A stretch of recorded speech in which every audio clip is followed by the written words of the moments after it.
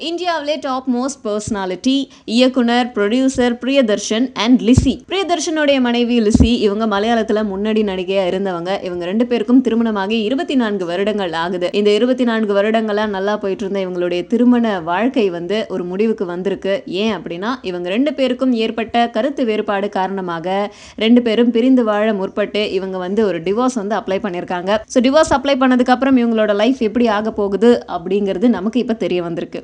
என்ன தெரிய வந்திருக்கு அப்படின்னா லிசி வந்து மலையாளத்தில் முன்னணி நடிகையாக இருந்தாலும் திருமணத்துக்கு அப்புறம் பிரியதர்ஷனுடைய விருப்பத்துக்கு இணங்க இவங்க படங்கள் வந்து நடிக்கிறத நிறுத்திக்கிட்டாங்க. இப்போதான் டிவோர்ஸ் பண்ணிட்டாங்களே, அதனால வந்து நான் திரைப்படங்கள்லாம் நடிப்பேன் அப்படின்னு சொல்லிட்டு தமிழில் திரைப்படங்கள் நடிக்கிறதுக்காக முயற்சி பண்ணிட்டு இருக்காங்க.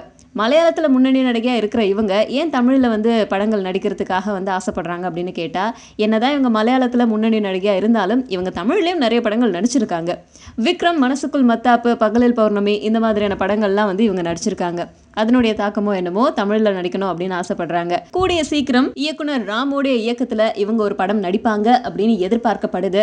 அது இன்னும் ஊர்ஜிதமாகல. கொஞ்ச நாள் கழிச்சு நம்ம அதிகாரப்பூர்வமாக இதை அறிவிச்சதுக்கு அப்புறம் நாம வந்து அதை வெளியே சொல்லலாம். அண்ட் இப்போதைக்கு வந்து லிசி தமிழ் படங்கள்ல நடிக்க போறாங்க அப்படிங்கிற இன்ஃபர்மேஷன் நமக்கு கிடைச்சிருக்கு.